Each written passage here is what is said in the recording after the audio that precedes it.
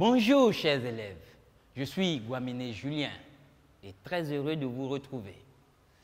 Nous sommes à notre cours de grammaire niveau 3e. Nous sommes précisément à la leçon 6 dont le titre est la communication. La séance précédente, c'est-à-dire la séance 3, a été consacrée à l'étude des registres de langue. Abordons maintenant la séance numéro 4. Mais avant de continuer, nous allons, chers élèves, corriger l'exercice de maison que nous vous avons laissé à la fin du cours sur les registres de langue. Je rappelle la consigne. Dans chaque série, il y a un intrus. Souligne-le. Pour cela, il faut d'abord identifier le registre de langue dominant de chaque liste de mots et éliminer le terme qui n'appartient pas à ce registre. La liste A, s'amuser, rire, se tordre, se bidonner. Vous remarquez ici que les mots sont en majorité au registre courant. L'intrus est donc se bidonner. Ce mot appartient au registre familier. Nous continuons avec la liste B. L'argent, la monnaie, la thune, la fortune. Dans cette liste B, les mots sont en majorité au registre courant. L'intrus est donc la thune. C'est un mot qui appartient au registre familier, précisément l'ancien argot. La liste C, nous avons le père, le paternel, le daron, le vieux. Comme vous le remarquez, les mots sont en majorité au registre familier. L'intrus est donc le père, car ce mot appartient au registre courant. Nous avons enfin la liste D. Griveler, dérober, chouraver, usurper. Les mots de cette liste sont en majorité au registre soutenu. L'intrus est donc chouraver. C'est un mot qui appartient au registre familier. Nous venons ainsi, chers élèves, de corriger notre exercice. J'espère que vous avez pris bonne note. Nous continuons alors le cours. Lisons immédiatement notre corpus. P1. Amina, je ne vous donnerai rien aujourd'hui. P2. Rose, Amina hurla, je ne vous donnerai rien aujourd'hui. P3. Nous avons Malan. Amina hurla qu'elle ne leur donnerait rien ce jour-là. Et P4, c'est Crépin qui parle.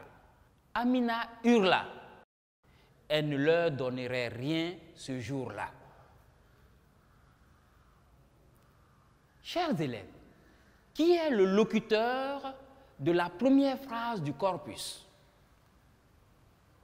C'est bien sûr Amina. Que fait-elle? Elle parle. Elle dit quelque chose. En d'autres termes, elle fait un discours. Maintenant, que fait chaque personnage qui intervient dans chacune des phrases du corpus? Il rapporte à sa façon ce qu'a dit Amina. Très bien. Quel est alors le titre de la séance 4? Nous avons séance 4, les modalités du discours. Définis tout de suite ce que tu entends par les modalités du discours. Nous marquons Définition.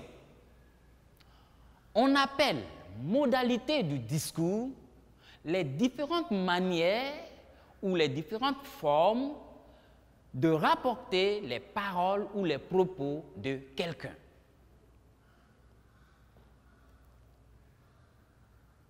Relisons la phrase 2. C'est Rose qui parle. Amina hurla. Je ne vous donnerai rien aujourd'hui. Comment Rose rapporte-t-elle les paroles d'Amina? On le voit, elle conserve les paroles comme Amina les a prononcées. Nomme ce discours. Il s'agit tout simplement du discours direct. Identifie les éléments contenus dans cette phrase par rapport à la première que nous avions lue. Oui, nous avons 2 points, des guillemets, très bien, un verbe avant les 2 points. En outre, nous avons le pronom personnel, l'indice de temps, le temps du verbe et le type de phrase qui sont les mêmes que dans la première phrase. Marquons alors grand 1, le discours direct. Définis-le et donne ses caractéristiques. Marquons petit 1, définition. Le discours direct est un discours dans lequel les paroles de quelqu'un sont rapportées telles qu'elles ont été prononcées par le locuteur. Quelles sont ces caractéristiques? 2. Les caractéristiques du discours direct. D'abord sur le plan typographique, c'est-à-dire sur le plan des signes de ponctuation. Il se caractérise par la présence des guillemets, des 2 points ou des tirets dans le cadre du dialogue. À ces signes s'ajoute la présence d'un verbe introducteur. Exemple, elle cria, je n'irai pas avec toi. Ici, nous avons cria qui est le verbe introducteur. Juste après cria, nous avons 2 points suivis des guillemets qui sont ouverts. Et nous voyons bien, je n'irai pas avec toi, qui sont les propos rapportés, qui sont encadrés par les guillemets.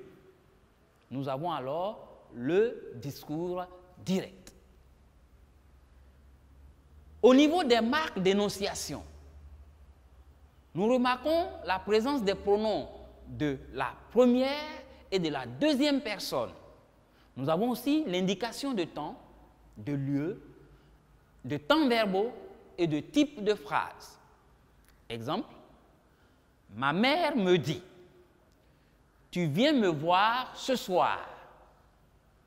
Nous voyons bien ici que nous avons tu qui renvoie à la deuxième personne, nous avons viens qui est un verbe au présent de l'indicatif, nous avons me qui renvoie au locuteur qui a parlé, à savoir ma mère, et nous avons l'indication de temps qui est ce soir. Et tout cela est exprimé dans une phrase déclarative. Nous venons maintenant à la 3e phrase. Observe cette phrase. C'est Malan qui parle. Amina hurla qu'elle ne leur donnerait rien ce jour-là. Que remarques-tu ici, contrairement à la 2e phrase au style direct? Nous avons tout simplement un style indirect, avec une proposition subordonnée conjonctive. Qu'elle ne leur donnerait rien ce jour-là. Nous avons un changement de pronom personnel. Nous avons elle, leur. Le temps du verbe change aussi. Nous avons donnerait au lieu de donner. Et nous avons aussi le changement de l'indice de temps. Dans cette phrase, nous avons ce jour-là au lieu d'aujourd'hui. Marquons alors, grand 2, le discours indirect. Définissons et donnons les caractéristiques du discours indirect. 1. Définition. Nous disons que le discours indirect est un discours dans lequel l'on rapporte indirectement les paroles prononcées par un locuteur. Cela voudrait dire tout simplement que l'on s'approprie les paroles de ce locuteur pour les rapporter. Exemple, elle cria qu'elle n'irait pas avec lui. Nous avons ici quelqu'un qui rapporte ce qu'a dit l'interlocutrice. Nous avons, petit 2, les caractéristiques du discours indirect. Ce discours indirect se caractérise par la disparition des 2 points, des guillemets et des tirets, qui sont remplacés tout simplement par une conjonction de subordination. Deuxième élément, c'est que le passage du discours direct au discours indirect entraîne des modifications à certains niveaux. Nous avons le cas des adverbes, des pronoms personnels, des adjectifs possessifs et des temps verbaux. Passons succinctement à l'identification de ces différentes modifications. Nous observons le premier tableau suivant qui révèle les modifications au niveau des adverbes. Alors, la première colonne est consacrée au discours direct et la seconde colonne au discours indirect. Vous voyez qu'au discours direct, l'adverbe hier devient la veille. Ici devient là. Aujourd'hui est remplacé par ce jour-là. Demain par le lendemain. Dans 3 jours devient 3 jours plus tard. Après-demain devient le surlendemain. Avant-hier devient l'avant-veille. Et cette semaine est remplacée par cette semaine-là. Exemple, il a dit, je viens chez toi aujourd'hui. Transformation au discours indirect. On dira, il a dit qu'il venait chez lui ce jour-là. Vous voyez que l'adverbe aujourd'hui dans le discours direct est devenu ce jour-là dans le discours indirect. On peut continuer? Très bien. Observez ce tableau qui marque les modifications au niveau des temps verbaux. Nous avons toujours la première colonne, discours direct, et la seconde colonne, discours indirect. Alors, au discours direct, nous avons le verbe au présent ou à l'imparfait. Il devient au discours indirect tout simplement l'imparfait. Au discours direct, nous avons le passé composé, le plus que parfait et le passé simple. Au discours indirect, ces temps deviennent tout simplement, sont remplacés par le plus que parfait. Au discours direct, le futur simple devient au discours indirect le conditionnel présent. Et le futur antérieur au discours direct devient le conditionnel passé au discours indirect. Exemple, Yves disait, j'attends des invités ce soir. Au discours indirect, l'on dira, Yves disait qu'il attendait des invités ce soir-là. Alors, vous remarquez que le verbe attend, utilisé au présent dans la phrase au discours direct, est remplacé par attendait, qui est le verbe attendre à l'imparfait. Donc, nous avons le présent de l'indicatif qui devient l'imparfait de l'indicatif. Bien sûr, avec les changements de sujet. Nous allons y arriver tout à l'heure. Et effectivement, vous voyez le tableau qui suit. Il nous donne les modifications au niveau des pronoms et des adjectifs possessifs. Nous continuons avec nos deux colonnes. La première consacrée au discours direct et la seconde consacrée au discours indirect. Nous avons les pronoms personnels je, tu, il ou elle au singulier qui sont remplacés par il ou elle au singulier. Nous avons nous, vous, il ou elle au pluriel remplacés par il ou elle au pluriel. Nous avons les adjectifs possessifs mon, ton, son qui sont remplacés tout simplement par son.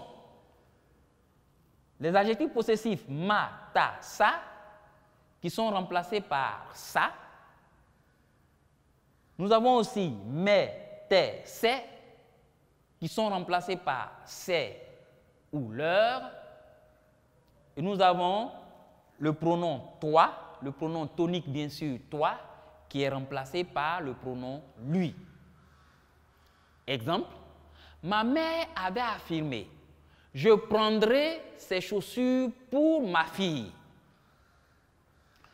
Au style indirect, cela donne, ma mère avait affirmé qu'elle prendrait ces chaussures pour sa fille.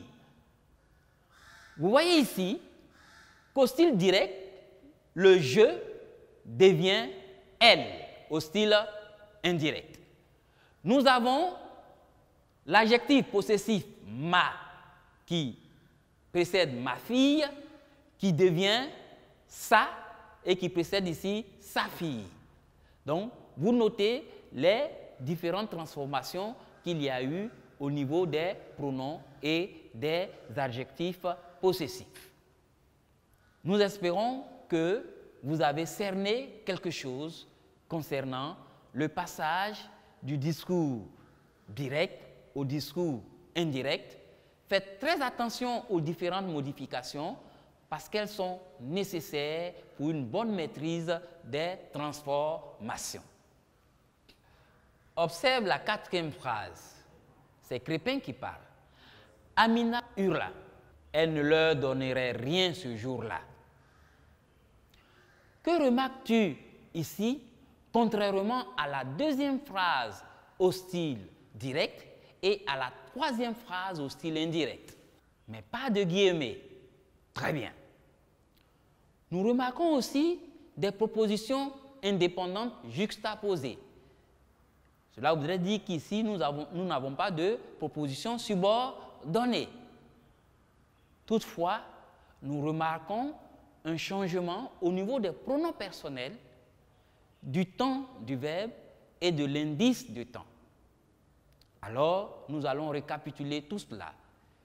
De quel registre s'agit-il? Il s'agit tout simplement, grand 3, le style indirect libre ou le discours indirect libre. Nous allons passer à la définition du discours indirect libre et en donner les caractéristiques. 1. Définition. On peut donc dire que le discours indirect libre est un discours dans lequel on rapporte indirectement les paroles prononcées par un locuteur comme si celui-ci les prononçait directement.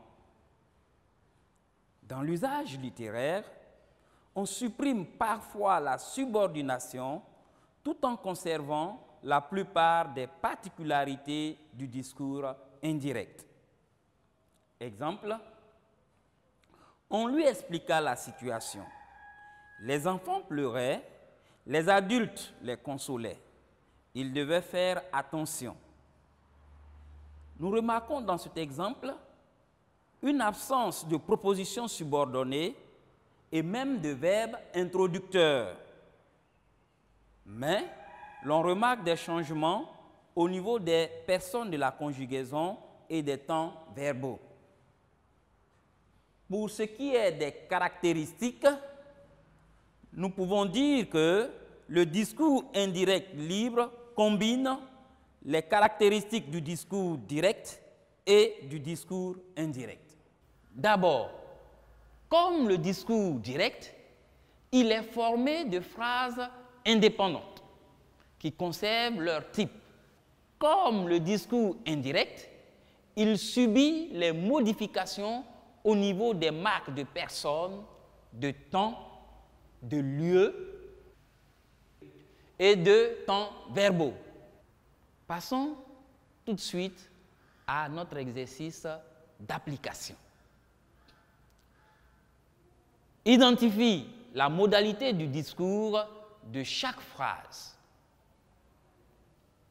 P1. Il lui avait demandé. Devait-il partir avec elle? P2. Elle martelait qu'elle n'en savait rien. P3. Il répondit, je partirai avec toi.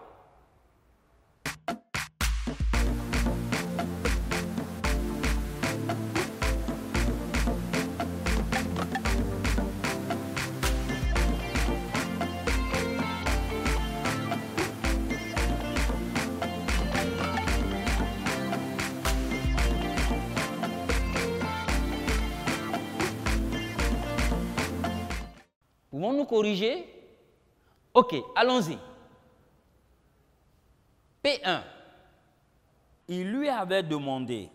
Devait-il partir avec elle? Nous avons ici le discours indirect libre. P2. Elle martelait qu'elle n'en savait rien. C'est tout simplement le discours indirect. Et enfin, P3. Il répondit, je partirai avec toi. Nous avons le discours direct. Ainsi prend fin notre cours sur les modalités du discours, mais nous n'allons pas nous séparer tant que vous n'ayez un exercice de maison. Alors, nous notons évaluation. Produit des phrases P1 au discours indirect libre, P2 au discours indirect et P3 au discours direct. Deuxième consigne, mets les phrases suivantes au discours contraire. P2, elle martelait. Je n'en sais rien. P3, il répondit qu'il partirait avec lui. Ne manquez pas de vous consacrer à ces exercices pour approfondir ce que nous venons de voir. Je vous dis tout simplement, on se voit la prochaine fois.